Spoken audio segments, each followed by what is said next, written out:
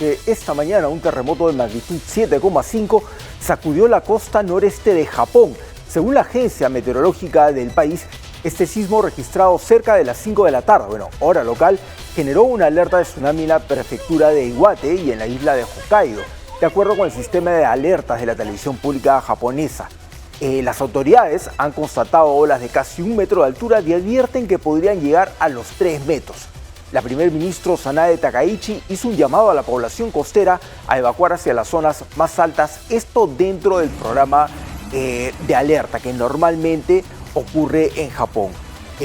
Lógicamente, a esta hora se ha confirmado que no hay víctimas, no hay mayores daños. Estamos hablando de un país, claro, 7,5 uno considera pues, una magnitud enorme para un sismo, pero esto ocurrió a unos 20 kilómetros de profundidad. Se sintió en Tokio, esto ocurrió al norte de Tokio, pero colegas que están ahí, peruanos que están en Japón, señalan de que es un país que tiene una cultura sísmica bastante desarrollada.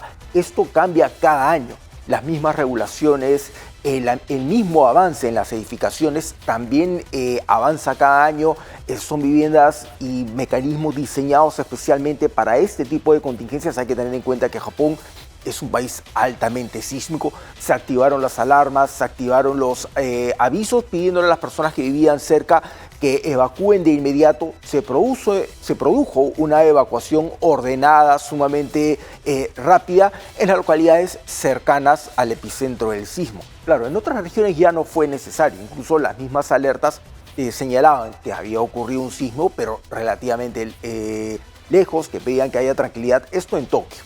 Claro, este país ha avanzado mucho desde este terremoto que causó el accidente en la central nuclear de Fukushima, con un tsunami terrible, hubo una gran cantidad de muertos, miles de muertos, y claro, todo esto empezó a mover una máquina muy rápida, muy eficiente en Japón, justamente para prever este tipo de situaciones. Nosotros hemos mencionado muchas veces, no puedes evitar que ocurran este tipo de tragedias, pero sí puedes minimizar el impacto que eso puede ocurrir. Y aquí obviamente estamos hablando de un país donde todo lo que tiene que funcionar bien, funciona bien. Funciona de la peor manera posible, lo seguimos viendo. Cada vez nos vamos enterando qué otras cosas funcionan mal cuando las necesitamos. El tema de Japón no es solamente el hecho de que sea un país sísmico somos nosotros también. El tema es que tienen una cultura de prevención que no solo pasa por el Estado, pasa por el ciudadano. El ciudadano tiene absoluta conciencia de cómo se hace un simulacro, está en su día a día. Desde muy pequeñitos a los niños se les inculca la relevancia de prevenir, la relevancia de prepararse, la relevancia de anticipar, y se lo toman muy en serio, porque acá hacemos simulacros, pocos, porque deberían ser muchos más. Debería ser como rezar el Padre Nuestro, así de interiorizado deberíamos tener dónde es la zona segura, cómo evacúo, a quién llamo, quién hace qué, quién no hace, qué no se hace. Pero lamentablemente, cuando tenemos los pocos simulacros que tenemos, son los menos los que participan. Y aquellos que se lo toman en serio, los demás los miran como los lornas, son como que los tontos que participan, que salen, que evacúan, que no se ríen, que no andan conversando en medio de protocolos que terminan salvándote la vida, probablemente. Claro,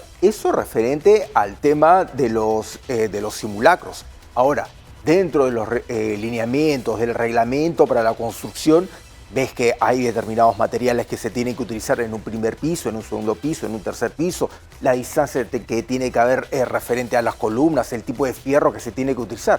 Pero sin embargo acá siempre buscamos la manera de darle la vuelta a la ley, de sacarle la vuelta a la norma, ¿no?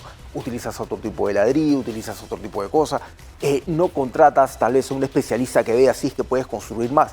Si tienes una edificación, tienes una zonificación en el distrito, te está viendo de burlar esa norma de construir un piso más, 2 pisos más, de contratar al maestro de la obra para hacer algo, al maestro del barrio. Y yo no digo que no tenga una expertise para hacerlo, pues es una persona sumamente hábil, pero hay lineamientos que también tienes que tener en cuenta que lamentablemente y muchas veces no se respetan, y ahí es cuando vienen los problemas.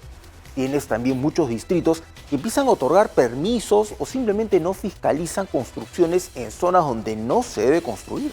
No se debe construir, y luego cuando suceden las tragedias es donde uno se empieza a preguntar qué pasó, por qué no revisamos.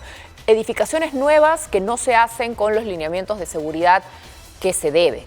Por otro lado, edificaciones antiguas que se caen a pedazos, pero a las que tampoco les prestamos atención y que van a terminar siendo la tumba de muchísimas personas que terminen siendo afectadas cuando éstas inevitablemente se desplomen frente a un sismo.